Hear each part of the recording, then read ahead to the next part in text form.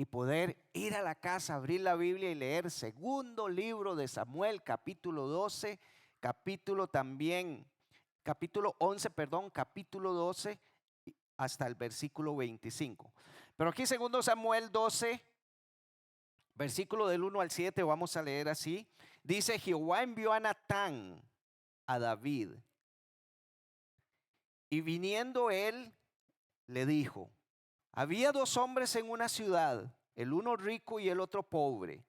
El rico tenía numerosas ovejas y vacas, pero el pobre no tenía más que una sola corderita que él había comprado y criado, y que había crecido con él y con sus hijos juntamente, comiendo de su bocado y bebiendo de su vaso, y durmiendo en su seno, y la tenía como una hija. Y vino uno de camino al hombre rico, y éste no quiso tomar de sus ovejas y de sus vacas para guisar para el caminante que había venido a él, sino que tomó la oveja de aquel hombre pobre y la preparó para que aquel que había venido, y la preparó para aquel que había venido a él.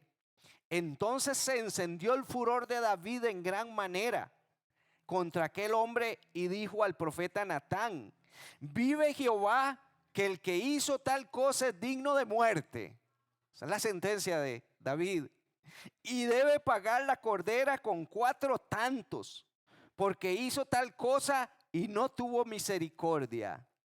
Versículo 7. Entonces Natán le dijo a David: tú eres aquel hombre, tú eres ese hombre.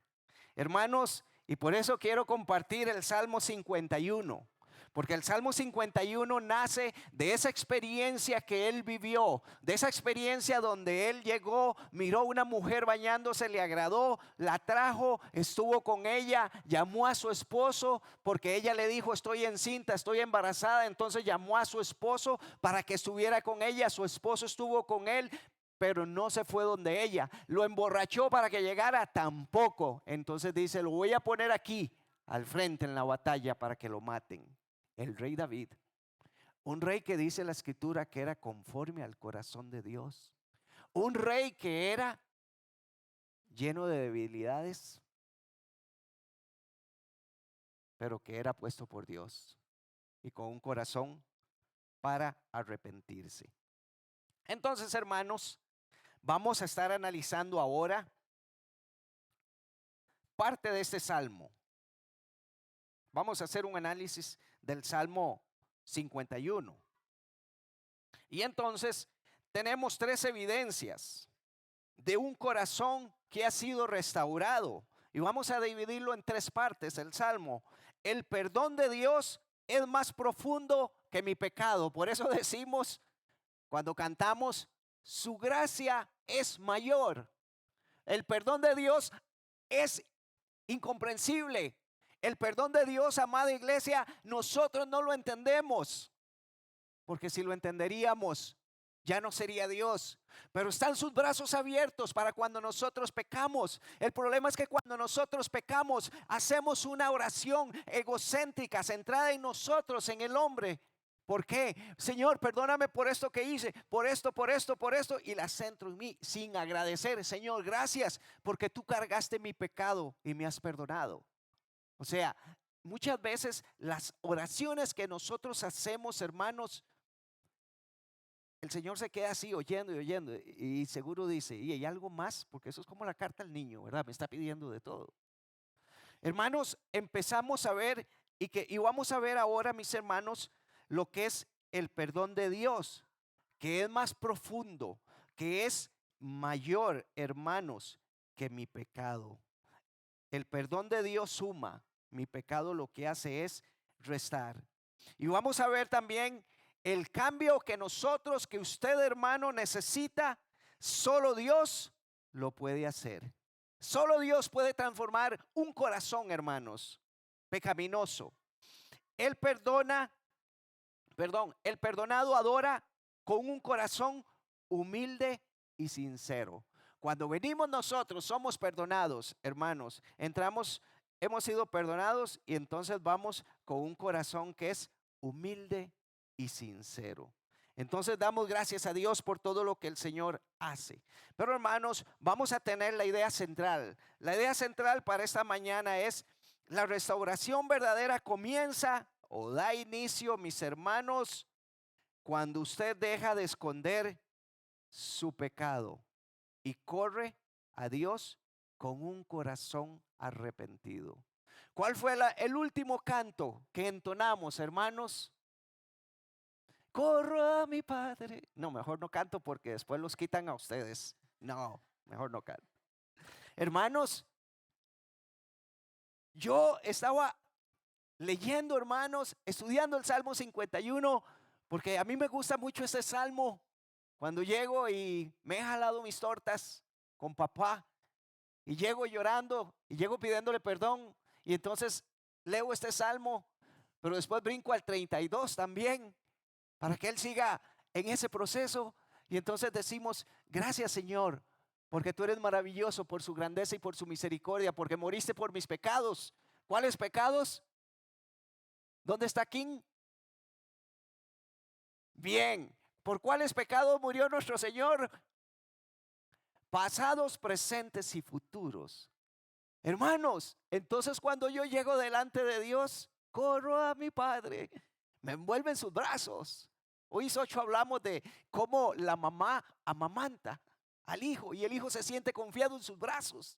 Hermanos, eso es lo que Dios quiere, que nosotros podamos entender, que podamos comprender cuánto nos ama a Él, cuán grande es su amor y cómo sus brazos están abiertos para que nosotros llegamos, para que ese sea verdaderamente nuestro Dios. Hermanos, Dios es bueno. Y vamos a empezar, hermanos, con esas 3 evidencias.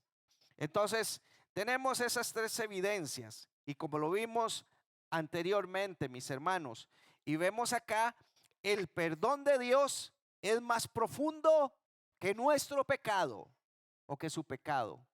También les ofrezco disculpas porque la semana pasada puse una palabra y la escribí mal. Era con Z y la escribí con S. Madurez. Gracias por perdonarme. Hermanos, cuando nosotros vemos este salmo, inicio con el título: el profeta Natán confrontando al rey David.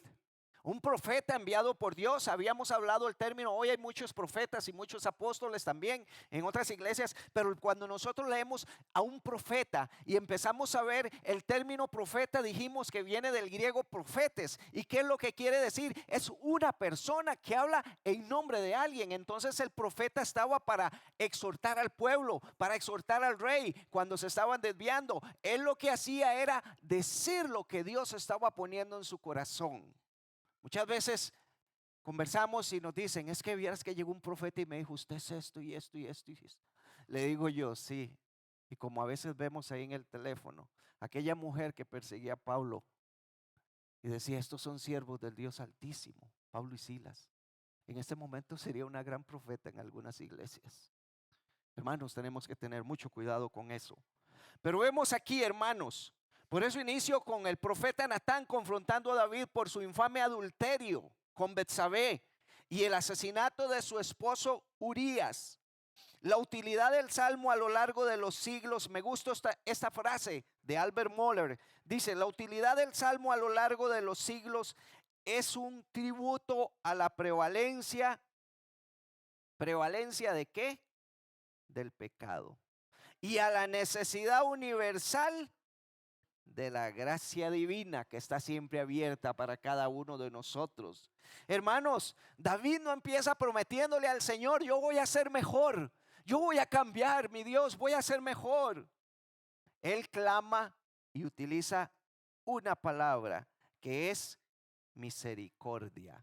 Él clama por misericordia y por eso dice: ten piedad de mí, oh Dios, conforme a tu misericordia, conforme a lo inmenso de tu compasión.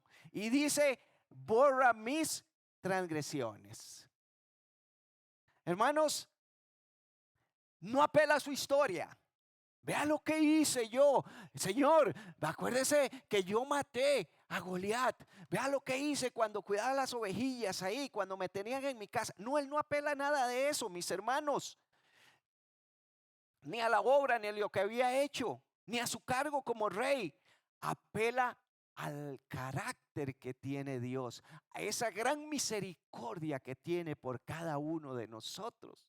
Por eso es que me gusta, corro otra vez, corremos a nuestro Padre Celestial. Hermanos, Él apela al carácter de Dios.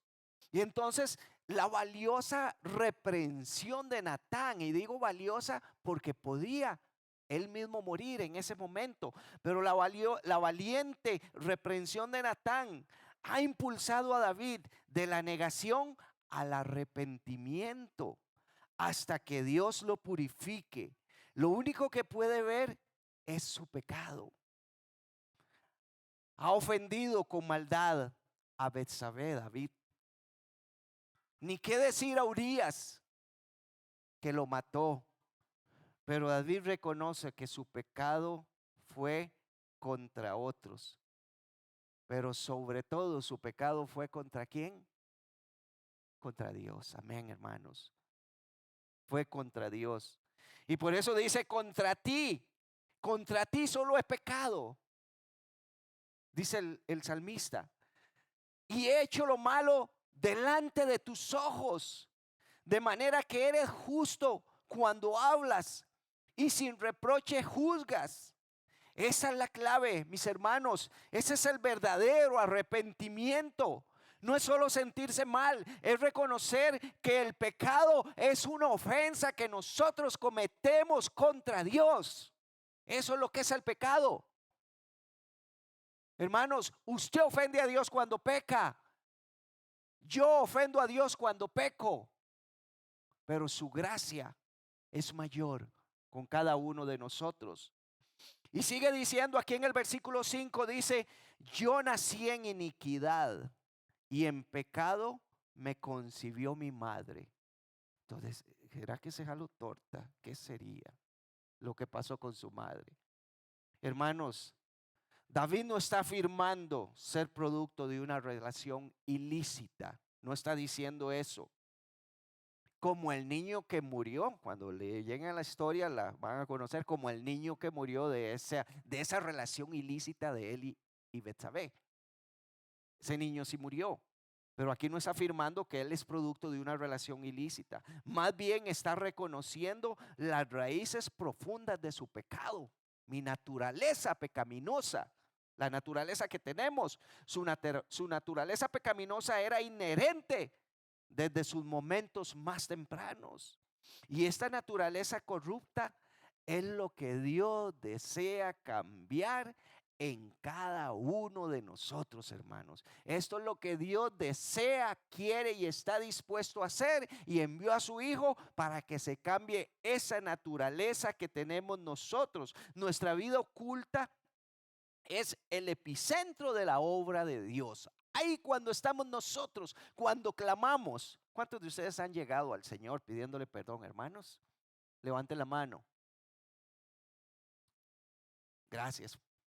Algunos no la levantaron, pero yo sé que también hemos llegado, hermanos, cuando llegamos, porque sabemos que nos ama ese Padre y que está dispuesto a perdonarnos. Hermanos, cuando David le ruega a Dios: esconde tu rostro de mis pecados y borra todas mis maldades, no le está diciendo ignore todo lo que he hecho.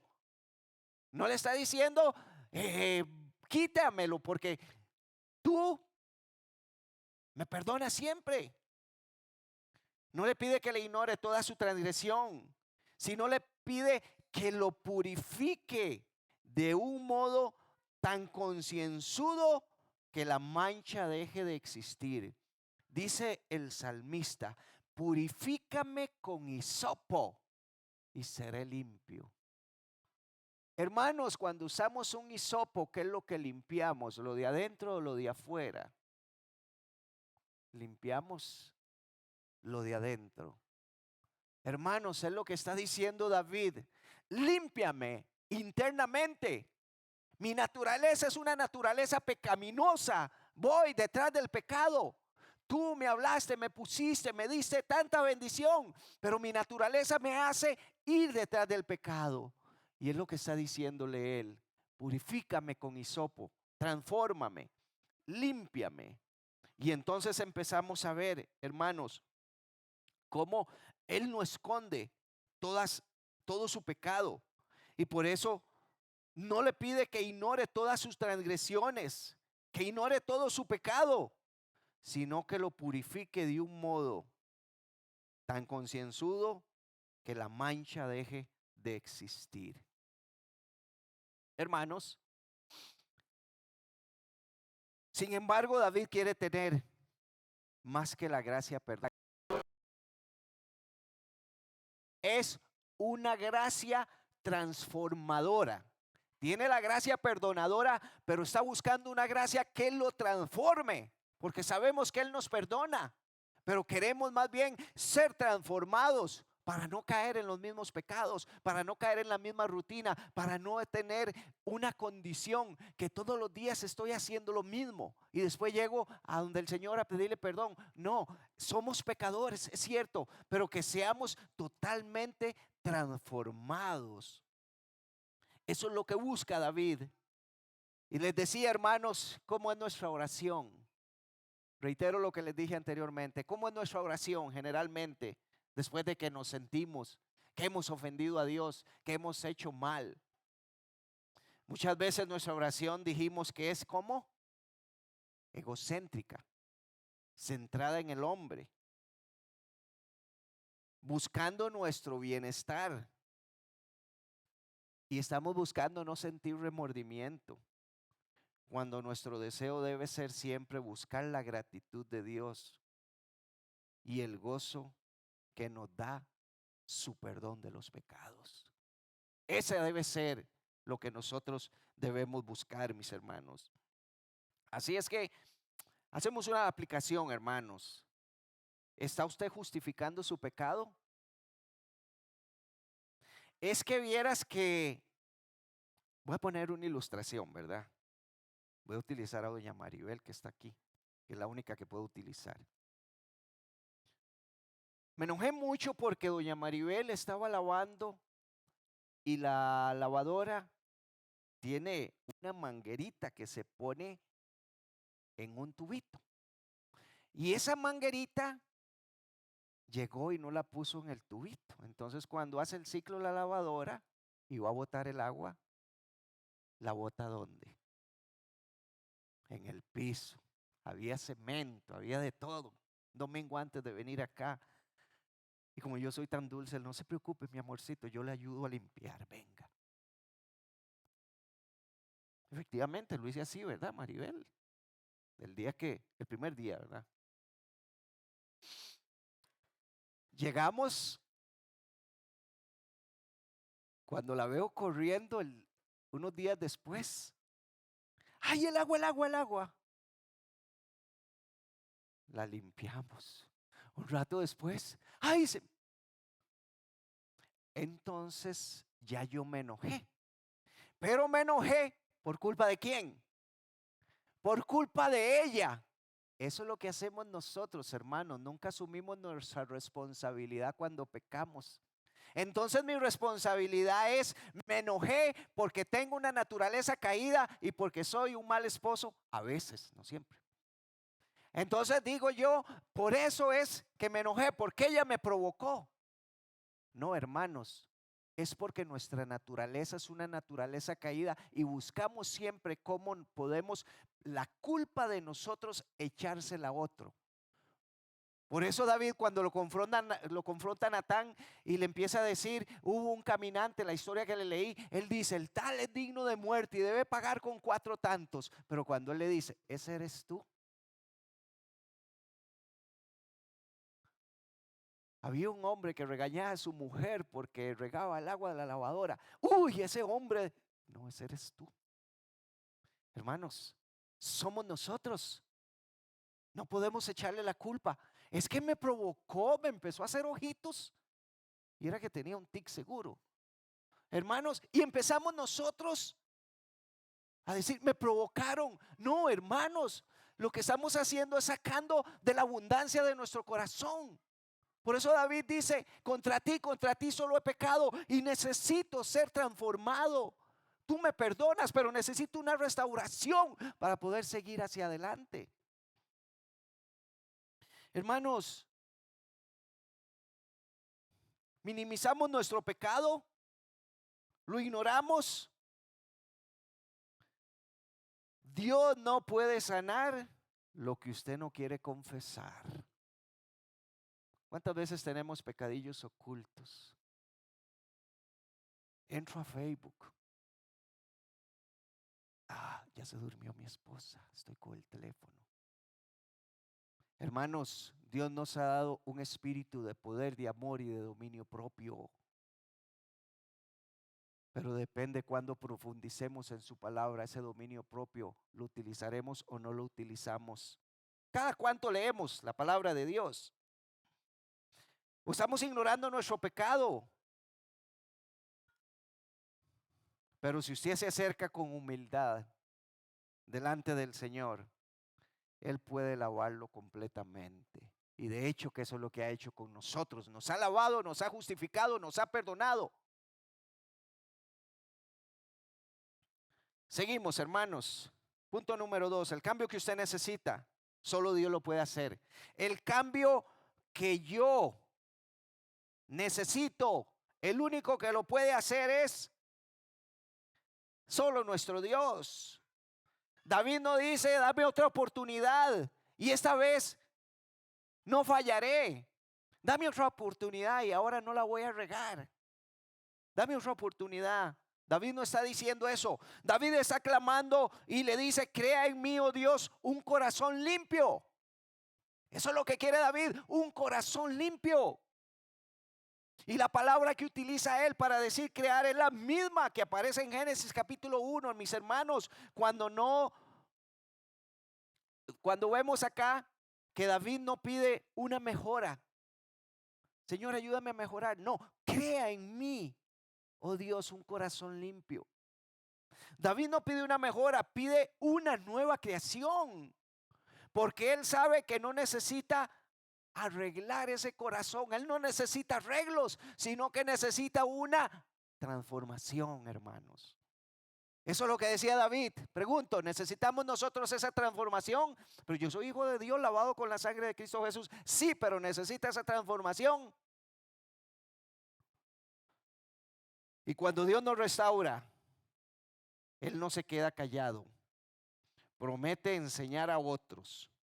Porque quien ha recibido esa gracia de Dios no la puede guardar. Los que hemos recibido esa gracia de Dios la compartimos. Por eso dice, y yo entonces hablaré con las demás personas, dice, parafraseo el Salmo. Hermanos, lo vemos a David. Y no quites de mí tu Santo Espíritu. Ay, es que el Espíritu de Dios se va de mí cuando peco. Hermanos, estamos en el tiempo de la gracia. El Espíritu de Dios ha venido. Y cuando pecamos no se va, pero se contrista. Entonces, hermanos, seguimos viendo lo que dice la Escritura. Dice, crea en mí, oh Dios, un corazón limpio.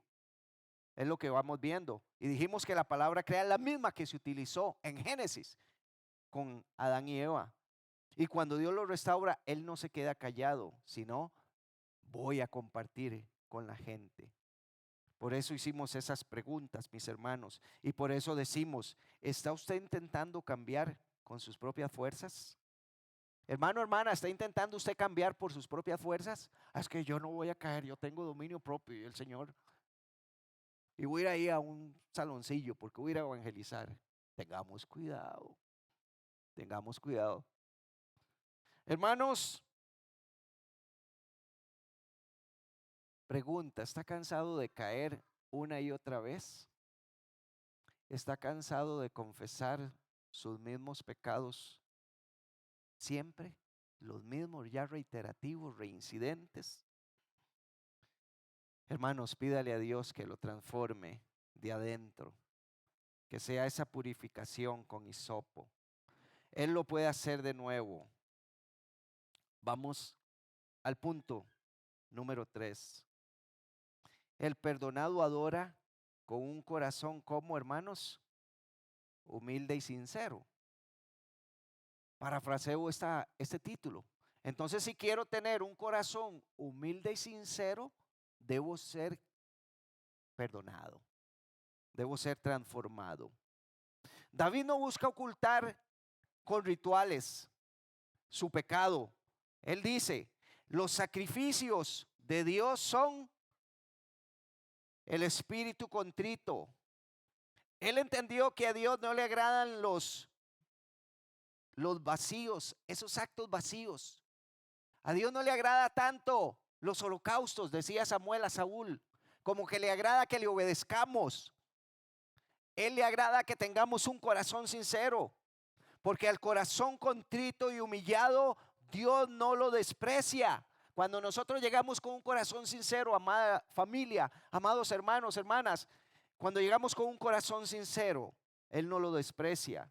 Entonces la adoración real nace del perdón que tenemos con Dios.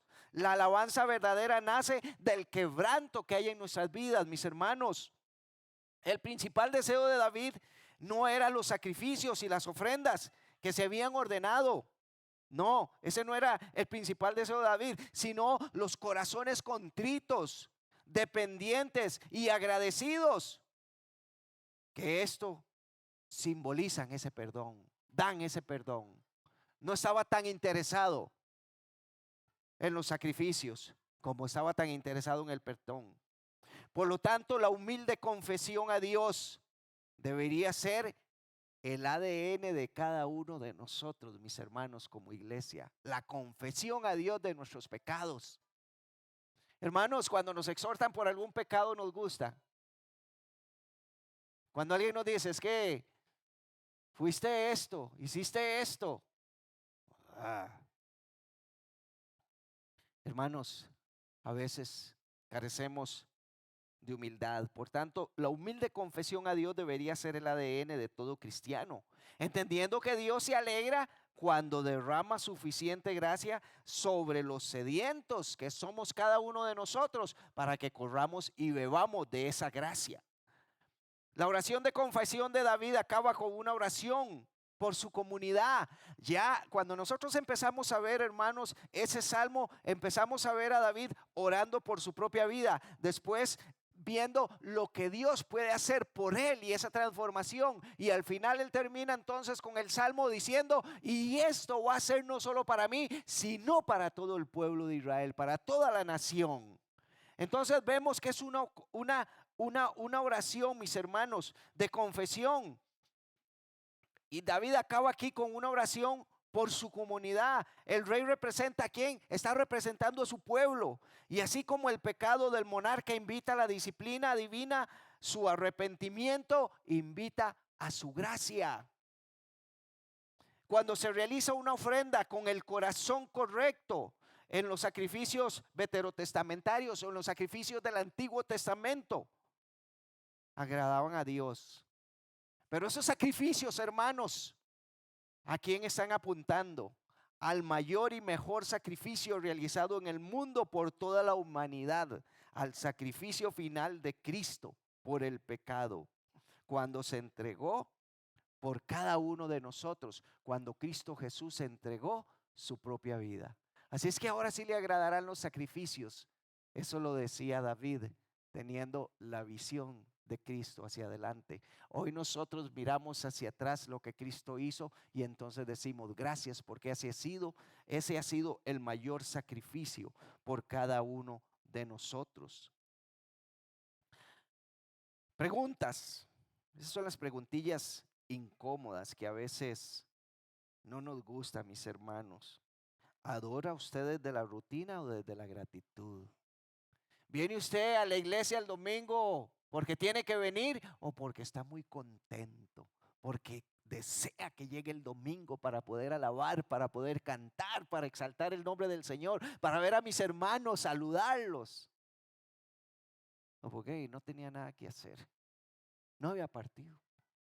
Hermanos, ¿por qué adoramos? ¿Viene a la iglesia por hábito o porque ha sido perdonado? ¿Por qué venimos a la iglesia, hermanos? Agradecidos con Dios porque he sido perdonado. Agradecido por Dios porque ustedes tienen pecado, pero mi pecado era una bolsa más grande que ustedes y Dios me perdonó. Dios nos ha perdonado, hermanos, y podemos salir felices. Corro a mi Padre, me envuelve en sus brazos, o sea, por eso es que corremos hacia Él y damos gracias a Dios. El Señor no rechaza al que viene con un corazón, dijimos, quebrantado. Él lo recibe, Él lo restaura y Él lo transforma. Vamos concluyendo, hermanos, entonces,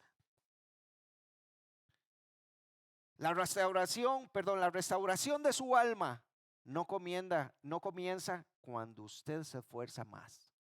La restauración de su alma no empieza cuando usted hace un esfuerzo, porque ahora sí voy a ser mejor, sino cuando deja de esconder su pecado y corre a los brazos del Padre. Ahí empieza nuestra restauración, mis hermanos, cuando nosotros vamos a los brazos de nuestro Padre. Usted no necesita más fuerza, hermanos.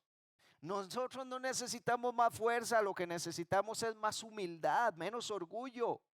No necesitamos más religión, necesitamos más rendición ante el Señor, ante los hermanos.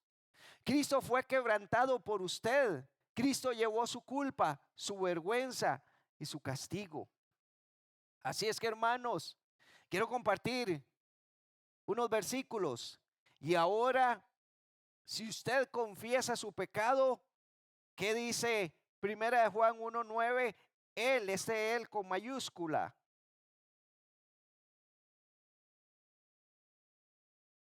Él es fiel y justo para perdonarlo y limpiarlo de toda su maldad. ¿Creemos esto, hermanos? Él es fiel y justo para perdonarnos. ¿Y por qué cuando pecamos no sentimos eso? Porque estamos queriendo hacer las cosas de nuestro interior, de nuestra forma, para sentirnos bien. No, Él nos justificó aún desde antes que tuviéramos ese pecado. Esto me lleva a pensar en el grande y sublime nuestro Señor. El niño, Señor, el niño que tienen ellos, el niño del fruto de la relación de David y Betsabé, el niño muere por el juicio justo de Dios, hermanos, sobre el pecado que comete su padre. Al igual Jesús muere por el juicio justo de Dios sobre el pecado que comete el mundo, que cometimos nosotros. Ese niño no fue el perdón, fue el juicio de Dios. Jesús vino, fue el juicio de Dios sobre él para nosotros tener ese perdón. Y aquí nos dice, cuando leemos, Él mismo es la propiciación por nuestros pecados. Él es la propiciación por nuestros pecados y no solo por los nuestros, sino también por los del mundo entero. Este versículo, hermano, dice que Él es la propiciación por nuestros pecados y no solo los nuestros, sino los del mundo entero, los de su iglesia, los de su iglesia. El mundo entero sería salvo.